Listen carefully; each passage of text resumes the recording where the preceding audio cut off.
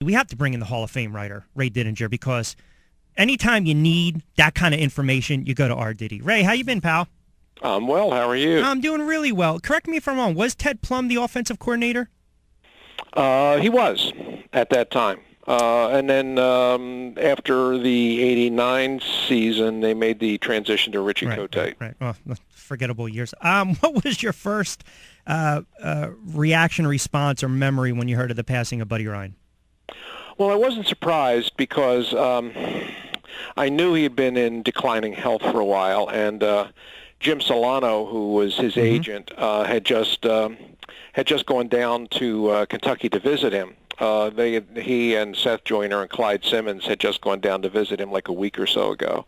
So I had seen Jim at a golf tournament, and he showed me a picture of them all together down there, and he said, Buddy's really not doing very well. So I have to say I wasn't really surprised when I heard the news.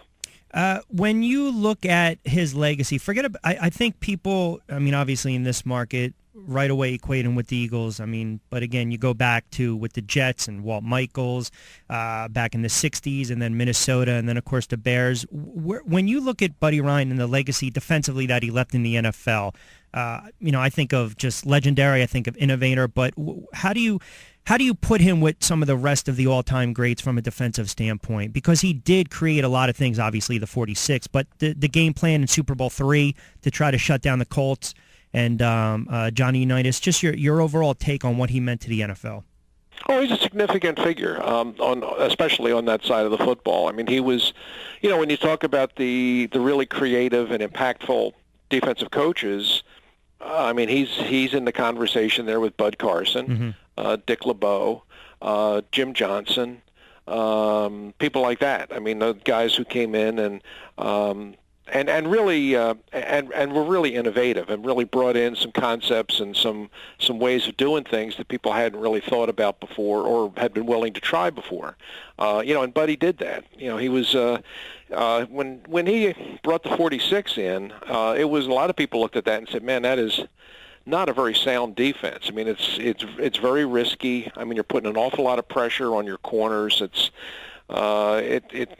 basically a six-man line with a roving safety linebacker, and it was people looked at that and said, "Man, you're going to give up a lot of big plays." But it was Buddy's feeling that, well, the game is really evolving into a passing league more than it ever had, and so if that's going to be the case, then the only way you can play defense is you got to go get the quarterback. And so his whole philosophy, that's what it was about. It was all about going after the quarterback, and you take that system and you infuse it with the kind of talent that he had in Chicago, and you wind up with a team like the '85 Bears, which for one season is probably about as good a defensive team as the NFL's ever seen. It kind of segues into what I was going to ask you. When you're right. I was just kind of making that argument, and even in '84, they got to the quarterback at such a high level. Did the Chicago Bears? When you look at those late 80s teams of the Philadelphia Eagles, where you really started to see the Whites, the Waters, the Joyners, the Simmons, the Brown, the Allen, and whatnot, those guys get to the ball carrier, get to the quarterback, bring back that nastiness, that swagger, that defense. Where do you rate those defensive teams that were led by Buddy Ryan, those 87, the 88, the 89, and whatnot? Where do you put those? If you were to go in Philadelphia lore, where would you stick them? But what about overall in NFL lore, even though they never won a playoff game?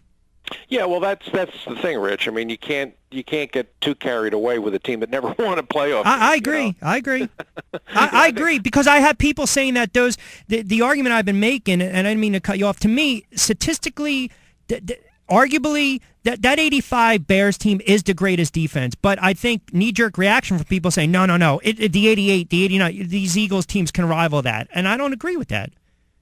No, I wouldn't either. They were very good. They were very good, but and the fact that they didn't win in the playoffs isn't really. You can't really lay that at the feet of the defense, because in the 3 playoff games they scored 1 touchdown. So they didn't lose those games on their defense. But when you're talking about when people, which they've now been trying to do for the last couple of days, is try and put that Eagles defense in some sort of a historical context. Well, you can't put them with you can't put them with the Steel Curtain Nope. or the '85 Bears or Ravens. or some of the other great defenses that have come along that actually won championships. Yep. I mean, it's just that really is.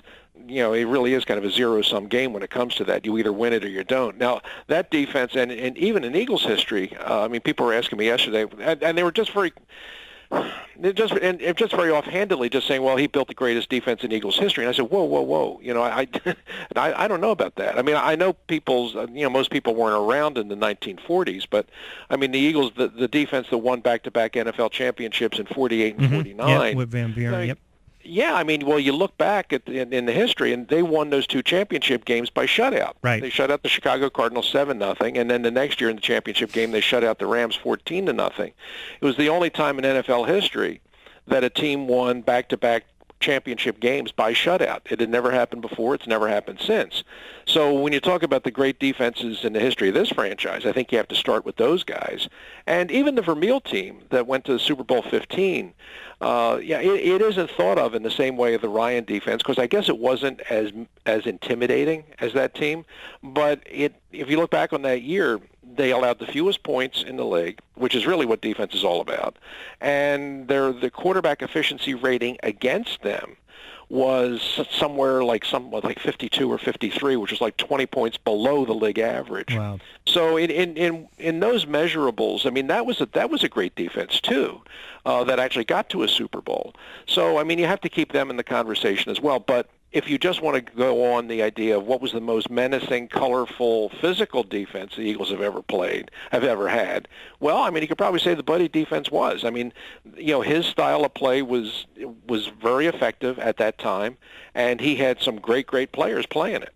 Yeah, I thought you brought up a great point, too, because you're such a historian of the game in the NFL and the Eagles, and you go back to those Greasy Neal teams, 47, 48, with McHugh, obviously offensively with Van Buren, but you had Sherman, you had Kraft, you had Kilroy, and you mentioned that defense, and you're right, I think the younger generation quickly just assimilates towards the mid-'80s, and then they forget, and you also mentioned the Vermeil teams.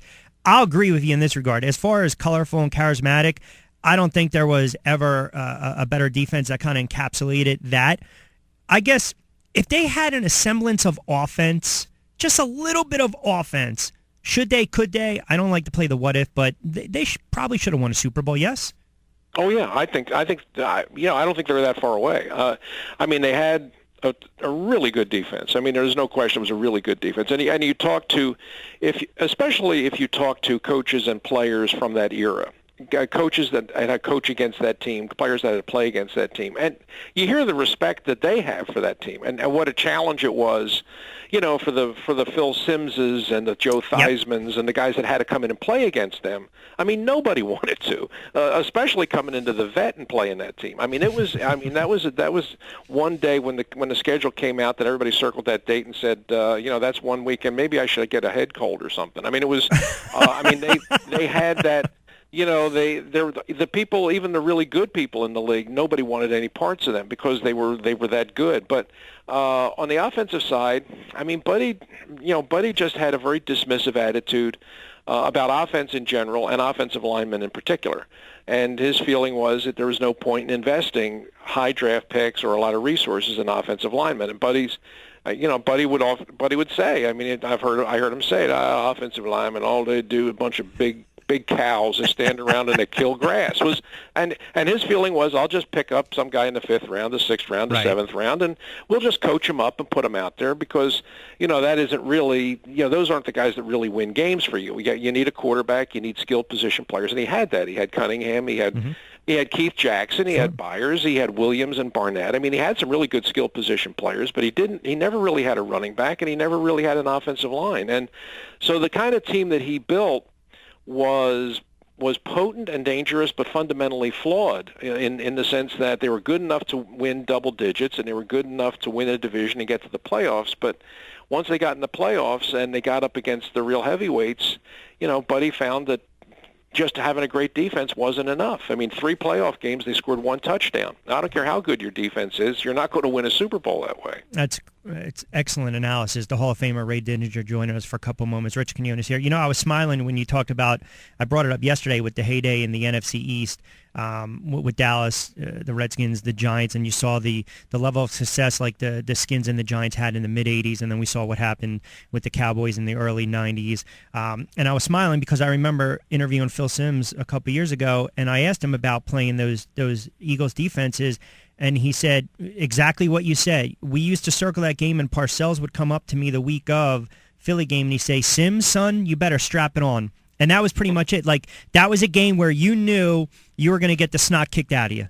And that's what I miss about the NFC East. We don't see that. It's kind of a lost era, so to speak. But, that's the way I look at it. I want to ask you a couple more, and again, always appreciate the time. When you look at his stint in Philly, and I posed this question yesterday, and again, it's bar talk, right? It's just you throw out some things to sometimes to have a little fun and get a reaction.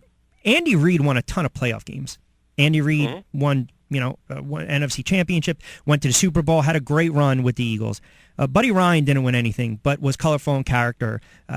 It seems as though if you were to poll 100 people, 100 Eagles fans, they'll say Buddy Ryan was more popular than Andy Reid, and Andy Reid won a ton more. Yeah, no question, not even close.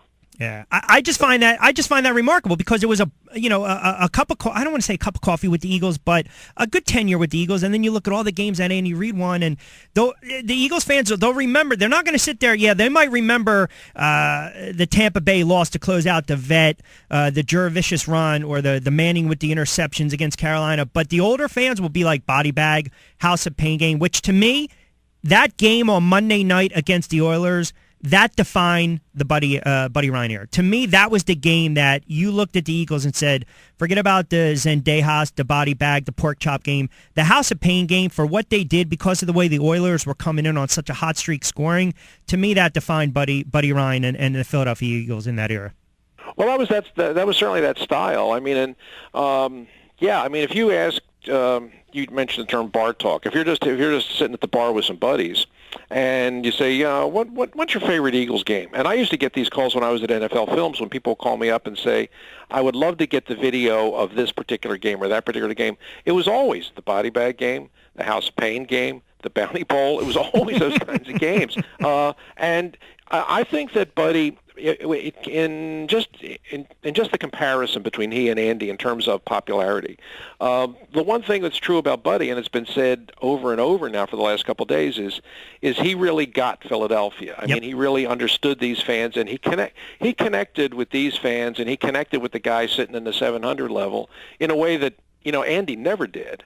Andy, you're right. He won a lot more games. You look at his, as Bill Parcells would say, the pelts on the wall. I mean, he's got a lot more of them than Buddy did. But Andy never connected with the fans of this city in the way that Buddy did, and that's kind of what people are holding on to now, and that's what people have held on to even from the day that Buddy was fired. I mean, they don't necessarily talk about his wins or his accomplishments, because if you look at them honestly, they're fairly modest. But the one thing he had was he had an attitude, and he had an approach, and he had a personality that was a really good fit for Philadelphia. And the one thing he did year in and year out was, man, he kicked the hell out of the Dallas Cowboys. And in Philadelphia, that'll make you popular for and the Giants. Long time. Parcells never got over the hump. And the Giants, I mean, he took care of the Giants too, but you're right. I mean, the disdain and the fact that they went on to beat the Cowboys endeared himself. I got about a minute to go before I let you get out of here. Present day, current Philadelphia Eagles. Give the Eagles fans something to be optimistic with going into this season. Rookie head coach and Doug Peterson. You got a young quarterback in Wentz. They still got Bradford, the veteran. They've got Daniel as well. But give them reason to be optimistic. Boy, I don't know if I can, Rich, because I'm not all that optimistic. I mean, a lot of it we don't know. I mean, we don't even know if Doug Peterson can coach even a little bit right now. I agree. That's the great unknown here. I mean, you can talk about Wentz, and you can talk about player additions and the draft and all this stuff, but and nobody even talks about the coach, and we don't know if the coach can coach at all. So we'll find that out. But look, I do think that Jim Schwartz will come in here, and he's going to bring in a style of defense and a scheme that I think is going to be a good fit for this personnel. I think defensively they'll be a better team than they were last year, and and you would hope that some of the young skill position players continue to grow. You would hope that Aguilar comes back and plays like a first-round draft choice. You would hope that Jordan Matthews can continue to develop. And this is an odd year in that. Yes, it is. A lot of it really, the future of this team really rides on Carson Wentz, and there's a chance he may not even see the field this year. So it's going to be a strange year.